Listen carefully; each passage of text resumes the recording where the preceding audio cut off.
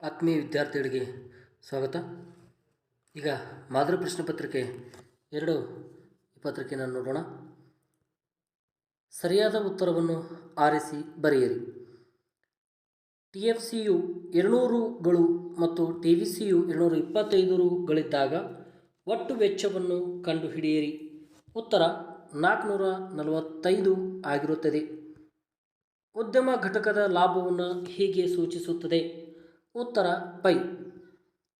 ಕೆಲಸ ಮಾಡಲು ಸಿದ್ಧವಿರುವ ಎಲ್ಲ ಕಾರ್ಮಿಕರ ಪೂರ್ಣ ಉದ್ಯೋಗವನ್ನು ಕಂಡುಕೊಳ್ಳುತ್ತಿದ್ದರು ಮತ್ತು ಎಲ್ಲ ಕಾರ್ಖಾನೆಗಳು ತಮ್ಮ ಪೂರ್ಣ ಸಾಮರ್ಥ್ಯದಲ್ಲಿ ಕಾರ್ಯನಿರ್ವಹಿಸುತ್ತವೆ ಎಂಬುದು ಉತ್ತರ ಸಾಂಪ್ರದಾಯಿಕ ಚಿಂತನೆಯಾಗಿದೆ. ಯೋಜಿತ ಸಮಗ್ರ ಬೇಡಿಕೆಯು ಯೋಜಿತ ಸಮಗ್ರ ಪೂರೈಕೆಗೆ ಸಮವಾಗುವ ಬಿಂದುವಿನಲ್ಲಿ ಉತ್ತರ ಸಮತೋಲನವಿರುತ್ತದೆ. ರಾಷ್ಟ್ರೀಯ ಕರೆನ್ಸಿಗಳು ಮಾರಾಟವಾಗುವ ಮಾರುಕಟ್ಟೆಯನ್ನು ಹೀಗೆ ಕರೆಯುತ್ತಾರೆ. ಉತ್ತರ ವಿದೇಶಿ ವಿನಿಮಯ ಮಾರುಕಟ್ಟೆ. ಖಾಲಿ ಬಿಟ್ಟ ಸ್ಥಳವನ್ನು ಭರ್ತಿ ಮಾಡಿ. ಸರಕೊಂದರ ಬೇಡಿಕೆಯು ಅದರ ಬೆಲೆಯೊಂದಿಗೆ ಡ್ಯಾಶ್ ದಿಕ್ಕಿನಲ್ಲಿ ಚಲಿಸುತ್ತದೆ. ಉತ್ತರ ವಿರುದ್ಧ ದಿಕ್ಕಿನಲ್ಲಿ ಚಲಿಸುತ್ತದೆ. ಡ್ಯಾಶ್ ತೆರಿಗೆಯು ಸರ್ಕಾರವು ಉತ್ಪನ್ನದ ಪ್ರತಿಘಟಕದ ಮಾರಾಟದ ಮೇಲೆ ವಿಧಿಸುವ ತೆರಿಗೆಯಾಗಿದೆ. ಉತ್ತರ ಘಟಕ ತೆರಿಗೆ. ಹಣವನ್ನು ಇಟ್ಟುಕೊಳ್ಳುವ ಮುಖ್ಯ ಉದ್ದೇಶವೆಂದರೆ ಡ್ಯಾಶ್ನ್ನು ನಿಭಾಯಿಸುವುದು, ವ್ಯವಹಾರಗಳನ್ನು ನಿಭಾಯಿಸುವುದು. ಗುಣಕದ ಗಾತ್ರವು ಡ್ಯಾಶ್ನ ಮೌಲ್ಯವನ್ನು ಅವಲಂಬಿಸಿದೆ. ಉತ್ತರ ಸೀಮಾಂತ ಅನುಭೋಗ ಪ್ರವೃತ್ತಿ. ಭಾರತದಲ್ಲಿ ಡ್ಯಾಶ್ ವರ್ಷವು ಏಪ್ರಿಲ್ 1ರಿಂದ ಮಾರ್ಚ್ 31ರವರೆಗಿರುತ್ತದೆ. ಉತ್ತರ ಹಣಕಾಸು. ಹೊಂದಿಸಿ ಬರೆಯಿರಿ. ವಾಸ್ತವಿಕ ಅರ್ಥಶಾಸ್ತ್ರ. ಉತ್ತರ ಕಾರ್ಯತಂತ್ರಗಳ ಕಾರ್ಯನಿರ್ವಹಣೆ. ಸರಿಸಮಾನ ಬೇಡಿಕೆ ಸ್ಥಿತಿಸ್ಥಾಪಕತ್ವ. ಉತ್ತರ ಡ್ಯಾಶ್ ಇಡಿ ಡ್ಯಾಶ್ =I. ಅಸಾಮಾನ್ಯ ಲಾಭದ ಸಾಧ್ಯತೆ. ಉತ್ತರ ಹೊಸ ಉದ್ಯಮಿಗಳ ಆಕರ್ಷಣೆ. ತಪಶೀಲು ಪಟ್ಟಿ. ಉತ್ತರ ದಾಸ್ತಾನಿನ ಚಾಲಕ. SLR. ಉತ್ತರ ಶಾಸನಬದ್ಧ ದ್ರವ್ಯಾನುಪಾತ. ಒಂದು ವಾಕ್ಯ ಅಥವಾ ಪದದಲ್ಲಿ ಉತ್ತರಿಸಿ. ಸೀಮಾಂತ ಆದಾಯವನ್ನು ವ್ಯಾಖ್ಯಾನಿಸಿ. ಉತ್ತರ ವಸ್ತುವಿನ ಒಂದು ಹೆಚ್ಚುವರಿ ಘಟಕವನ್ನು ಮಾರಾಟ ಮಾಡುವ ಮೂಲಕ ಉದ್ಯಮ ಪಡೆಯುವ ಆದಾಯವನ್ನು ಸೀಮಾಂತ ಆದಾಯ ಎನ್ನುತ್ತೇವೆ. ಸ್ವದೇಶಿ ಹಣದ ಮೌಲ್ಯ ಏರಿಕೆ ಎಂದರೇನು? ಉತ್ತರ ನಮ್ಯ ವಿನಿಮಯ ದರದ ಪದ್ಧತಿ ಇರುವ ರಾಷ್ಟ್ರದಲ್ಲಿ ಸ್ವದೇಶಿ ಹಣದ ಬೆಲೆಯು ವಿದೇಶಿ ಹಣದ ಎದುರು ಏರಿಕೆಯಾದಾಗ ಅದನ್ನು ಸ್ವದೇಶಿ ಹಣದ ಏರಿಕೆ ಎನ್ನುತ್ತೇವೆ. ಒಬ್ಬ ಅನುಭೋಗಿಯ 2 ಕಿತ್ತಳೆ ಹಣ್ಣುಗಳು 22 ಘಟಕಗಳಷ್ಟು ಒಟ್ಟು ತುಷ್ಟಿಗುಣವನ್ನು ಮತ್ತು 3 ಕಿತ್ತಳೆ ಹಣ್ಣುಗಳು 25 ಘಟಕಗಳಷ್ಟು ಒಟ್ಟು ತುಷ್ಟಿಗುಣವನ್ನು ನೀಡುತ್ತವೆ ಎಂದು ಭಾವಿಸಿದರೆ ಸೀಮಾಂತ ತುಷ್ಟಿಗುಣವನ್ನು ಕಂಡುಹಿಡಿಯಿರಿ. ಉತ್ತರ mu3 Tu3 - Tu2 25 - 22 3. ಆದಾನಗಳನ್ನು 10% ಹೆಚ್ಚಿಸಿದಾಗ ಉತ್ಪನ್ನವು 10%ಕ್ಕಿಂತಲೂ ಅಧಿಕವಾಗುವ ಪ್ರತಿಫಲಗಳ ಪ್ರಮಾಣವನ್ನು ಹೆಸರಿಸಿ. ಉತ್ತರ ಏರಿಕೆ ಪ್ರತಿಫಲ. ಯಾವುದಾದರೂ 6 ಪ್ರಶ್ನೆಗಳಿಗೆ 4 ವಾಕ್ಯದಲ್ಲಿ ಉತ್ತರಿಸಿ. ಮಿಶ್ರ ಆರ್ಥಿಕತೆ ಎಂದರೇನು? ಒಂದು ಉದಾಹರಣೆ ಕೊಡಿ. ಉತ್ತರ ಕೆಲವು ಪ್ರಮುಖ ನಿರ್ಧಾರಗಳನ್ನು ಸರ್ಕಾರವೇ ತೆಗೆದುಕೊಳ್ಳುವ ಮತ್ತು ಆರ್ಥಿಕ ಚಟುವಟಿಕೆಗಳು ಮಾರುಕಟ್ಟೆ ಮೂಲಕ ನಡೆಯುವ ಆರ್ಥಿಕತೆಯನ್ನು ಮಿಶ್ರ ಆರ್ಥಿಕತೆ ಎನ್ನುತ್ತಾರೆ. ಉದಾಹರಣೆಗೆ ಭಾರತ. ಏಕತಾನಾತ್ಮಕ ಒಲವು ಎಂದರೇನು? ಉತ್ತರ ವಿವೇಚನಾಶೀಲನಾದ ಅನುಭೋಗಿಯು ಹೆಚ್ಚಿನ ಮಟ್ಟದ ತೃಪ್ತಿಯನ್ನು ನೀಡುವ ಎತ್ತರದ ಔದಾಸೀನ್ಯ ರೇಖೆಯ ಕಡೆಗೆ ಒಲವನ್ನು ತೋರುವುದನ್ನು ಏಕತಾನಾತ್ಮಕ ಒಲವು ಎನ್ನುತ್ತೇವೆ. ಅಂದರೆ ಯಾವುದೇ 2 X1 X2 ಮತ್ತು Y1 Y2 ಸಂಯೋಜನೆಗಳ ನಡುವೆ ಅನುಭೋಗಿಯ ಆದ್ಯತೆಗಳು ಹೇಗಿರುತ್ತವೆಂದರೆ ಒಂದು ವೇಳೆ X1 X2 ಸಂಯೋಜನೆಯನ್ನು Y1 Y2 ಸಂಯೋಜನೆಗೆ ಹೋಲಿಸಿದಾಗ ಕೊನೆಯ ಪಕ್ಷ ಒಂದು ಸರಕನ್ನು ಹೆಚ್ಚಾಗಿ ಮತ್ತು ಇನ್ನೊಂದು ಸರಕನ್ನು ಕಡಿಮೆ ಆಗದಂತೆಯನ್ನು ಹೊಂದಿದರೆ ಆಗ ಅನುಭೋಗಿಯು Y1 Y2ಗೆ ಬದಲಾಗಿ X1 X2ಗೆ ಆದ್ಯತೆ ತೋರುತ್ತಾಳೆ. ಈ ರೀತಿಯ ಆದ್ಯತೆಗಳನ್ನು ಏಕತಾನಾತ್ಮಕ ಒಲವು ಎನ್ನುತ್ತೇವೆ. ಅಲ್ಪಾವಧಿ ಮತ್ತು ದೀರ್ಘಾವಧಿ ಪರಿಕಲ್ಪನೆಗಳ ಅರ್ಥ ನೀಡಿ. ಉತ್ತರ ಬದಲಾಗುವ ಉತ್ಪಾದನಾಂಗಗಳ ಬಳಕೆಯ ಪ್ರಮಾಣವನ್ನು ಹೆಚ್ಚಿಸಿಕೊಂಡು ಉತ್ಪಾದನೆಯನ್ನು ಸ್ವಲ್ಪ ಮಟ್ಟಿಗೆ ಹೆಚ್ಚಿಸಲು ಸಾಧ್ಯವಿರುವ ಅವಧಿಯನ್ನು ಅಲ್ಪಾವಧಿ ಎನ್ನುತ್ತೇವೆ. ಸ್ಥಿರ ಮತ್ತು ಬದಲಾಗುವ ಉತ್ಪಾದನಾಂಗಗಳ ಬಳಕೆಯ ಪ್ರಮಾಣದಲ್ಲಿ ಏರಿಳಿತ ಮಾಡಲು ಸಾಧ್ಯವಿದ್ದು ಬೇಡಿಕೆಗೆ ಅನುಗುಣವಾಗಿ ಪೂರೈಕೆಯನ್ನು ಹೆಚ್ಚಿಸಲು ಸಾಧ್ಯವಿರುವ ಅವಧಿಯನ್ನು ದೀರ್ಘಾವಧಿ ಎನ್ನುತ್ತೇವೆ. ಪರಿಪೂರ್ಣ ಪೈಪೋಟಿ ಮಾರುಕಟ್ಟೆಯಲ್ಲಿ ಒಂದು ಉದ್ಯಮ ಘಟಕ ಒಂದು ಲಾಭವನ್ನು ಗರಿಷ್ಠಗೊಳಿಸಲು ಅಗತ್ಯವಿರುವ ಷರತ್ತುಗಳನ್ನು ತಿಳಿಸಿ. ಉತ್ತರ: ಬೆಲೆ ಪಿ ಸೀಮಾಂತ ವೆಚ್ಚ ಎಂಸಿಗೆ ಸಮನಾಗಿರಬೇಕು ಅಥವಾ ಪಿ ಎಂಸಿ.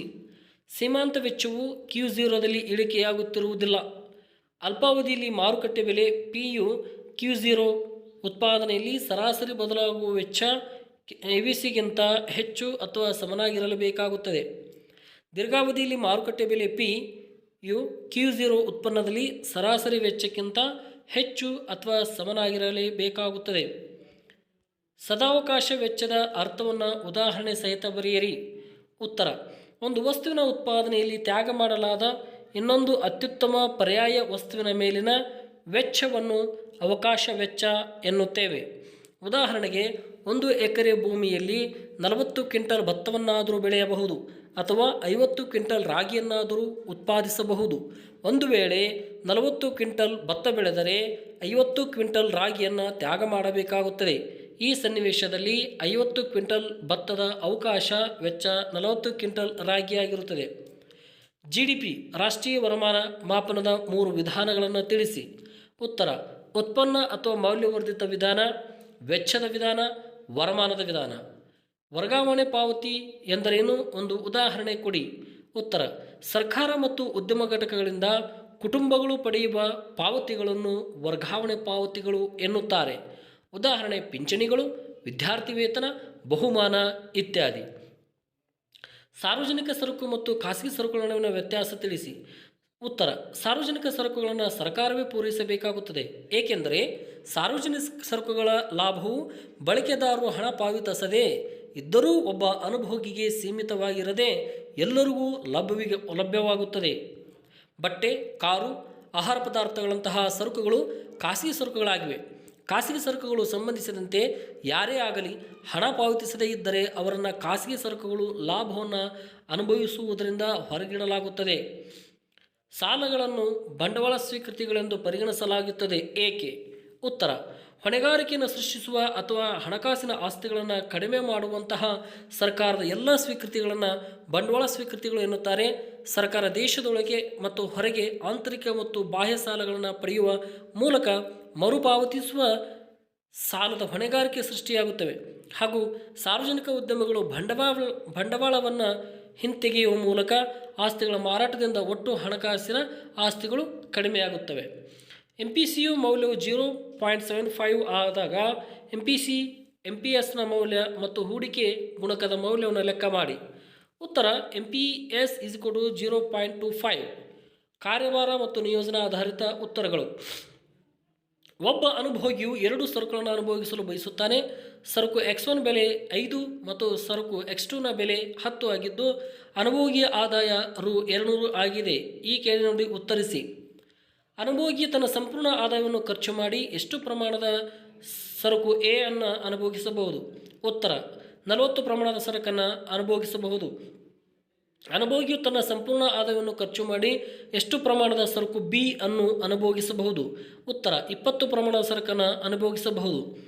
ಬಜೆಟ್ ರೇಖೆಯ ಇಳಿಜಾರು ಕೆಳಮುಖ ಅಥವಾ ಮೇಲ್ಮುಖವಾಗಿರುತ್ತದೆ? ಉತ್ತರ: ಕೆಳಮುಖ ಇಳಿಜಾರು ಇರುತ್ತದೆ. ಬಜೆಟ್ ರೇಖೆಯ ಮೇಲಿನ ಎಲ್ಲ ಸಂಯೋಜನೆಗಳು ಅನುಭೋಗಿಯ ಆದಾಯಕ್ಕೆ ಸಮನಾಗಿರುತ್ತವೆ ಅಥವಾ ಇಲ್ಲವೇ? ಸಮನಾಗಿರುತ್ತದೆ. ಒಂದು ಘಟಕದಷ್ಟು ಸರಕು ಎ ಅನ್ನು ಹೆಚ್ಚುವರಿಯಾಗಿ ಪಡೆಯಲು ಸರಕು ಬಿ ಅನ್ನು ಬಿಟ್ಟು ಕೊಡಬೇಕಾಗುತ್ತದೆ. ಇದು ಸರಿಯೇ? ಉತ್ತರ: ಸರಿ. ಈ ಕೆಳಗಂಡ ಕೋಷ್ಟಕದಲ್ಲಿ ಕಾಣೆಯಾದ ಮೌಲ್ಯಗಳನ್ನು ಕಂಡುಹಿಡಿಯಿರಿ. ಕೆಂಪು ಅಕ್ಷರವಿರ್ತಕ್ಕಂಥ ಅಂಕಿಗಳು ಅವುಗಳನ್ನು ಕಂಡುಹಿಡಲಾಗಿದೆ. ಇಲ್ಲಿ ಮೌಲ್ಯವರ್ಧನೆ ಕಂಡುಹಿಡಬೇಕಾದ್ರೆ ಒಟ್ಟು ಉತ್ಪಾದನೆ 700 ಇದು ಅಂತಿಮ ಸರಕಾಗಿದ್ದು ಹೀಗಾಗಿ ಮೌಲ್ಯವರ್ಧನೆ 700 ಆಗಿರುತ್ತದೆ. ಸೊ ಇಲ್ಲಿ ಒಟ್ಟು ಉತ್ಪಾದನೆ ನಾವು ಹಿಟ್ಟಿಂದ ಕಂಡುಹಿಡಬೇಕಾದ್ರೆ ಮಧ್ಯಂತರ ಸರಕು ಮತ್ತು ಮೌಲ್ಯವರ್ಧನೆ ಎರಡೂ ಕೂಡಿಸಿದಾಗ ಒಟ್ಟು ಉತ್ಪಾದನೆ ಸಿಗುತ್ತೆ, ಅದು 900 ಆಗಿರುತ್ತದೆ. ಇನ್ನು ಬ್ರೆಡ್ನ ಮಧ್ಯಂತರ ಸರಕು ಕಂಡುಹಿಡಬೇಕಾದ್ರೆ ಇಲ್ಲಿ ಒಟ್ಟು ಉತ್ಪಾದನೆಯಲ್ಲಿ ಮಧ್ಯ ಮೌಲ್ಯವರ್ಧನೆ ಕಳೆದಾಗ ನಮ್ಮ ಮಧ್ಯಂತರ ಸರಕು ಆಗಿರ್ತದೆ. ಹೀಗಾಗಿ 1200ರಲ್ಲಿ 300 ಹೋದರೆ 900 ಮಧ್ಯ ಸರಕು ಆಗಿರ್ತದೆ. ನಂತರ ಚಿಲ್ಲರೆ ಅಂಗಡಿ ಇಲ್ಲಿ ಒಟ್ಟು ಉತ್ಪಾದನೆ ನಾವು ಕಂಡುಹಿಡಬೇಕಾದ್ರೆ ಮಧ್ಯಂತರ ಸರಕು ಮತ್ತು ಮೌಲ್ಯವರ್ಧನೆ ಎರಡೂ ಕೂಡಿಸಿದಾಗ ನಮಗೆ ಒಟ್ಟು ಉತ್ಪಾದನೆ ಸಿಗುತ್ತೆ. ಹೀಗಾಗಿ 1500 ಚಿಲ್ಲರೆ ಅಂಗಡಿ ಆಗಿರ್ತದೆ. ಸೊ ಮೌಲ್ಯವರ್ಧನೆ ಒಟ್ಟು ಮೌಲ್ಯವರ್ಧನೆ ಕಂಡುಹಿಡಬೇಕಾದ್ರೆ ಮೌಲ್ಯವರ್ಧನೆ ಅಷ್ಟು ಕೂಡಿಸಿದಾಗ 1500 ಆಗಿರುತ್ತದೆ. ಈ ಕೆಳಗಂಡ ಕೋಷ್ಟಕ್ಕೆ ಒಂದು ರೇಖಾಚಿತ್ರವನ್ನು ರಚಿಸಿ ಮತ್ತು ರೇಖಾಚಿತ್ರದಲ್ಲಿನ ಸಮತೋಲನ ಬಿಂದು, ಸಮತೋಲನ ಬೆಲೆ, ಸಮತೋಲನ ಪ್ರಮಾಣ, ಅಧಿಕ ಬೇಡಿಕೆ ಮತ್ತು ಅಧಿಕ ಪೂರೈಕೆಯನ್ನು ಗುರುತಿಸಿದೆ. OX ಅಕ್ಷದಲ್ಲಿ ಸಮತೋಲನ ಪ್ರಮಾಣ, OY ಅಕ್ಷದಲ್ಲಿ ಸಮತೋಲನ ಬೆಲೆ ಗುರುತಿಸಲಾಗಿದೆ. DD ಬೇಡಿಕೆ ರೇಖೆಯಾಗಿದೆ, SS ಪೂರೈಕೆ ರೇಖೆಯಾಗಿದೆ, ಸಮತೋಲನ ಬಿಂದು 3 ಆಗಿರುತ್ತೆ.